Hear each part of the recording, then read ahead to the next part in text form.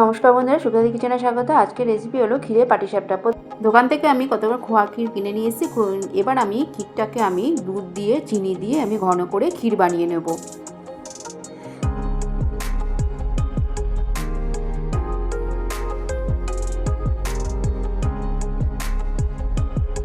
দেখুন ক্ষীরটা আমার একদম রেডি হয়ে গেছে। এবার আমি নামিয়ে নেব।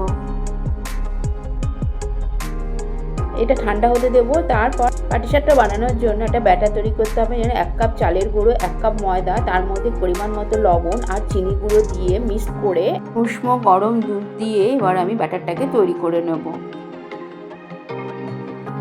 ব্যাটার আমার একদম তৈরি হয়ে গেছে ভালো করে। দেখুন খুব পাতলাও না আবার খুব ভারীও না, এরকমভাবে ব্যাটারটা তৈরি করতে হবে। তো এবার আমি উনানে একটা প্যান বসিয়ে দিলাম। প্যানটা আমি তেলে ব্রাশ করে নিয়ে 1 হাতা ব্যাটারটি ঢেলে দিলাম। দিয়ে গোল করে নিয়ে এর মধ্যে ক্ষীরটা লম্বা করে দিয়ে ওর মধ্যে পাকিয়ে রোল করে নিলাম।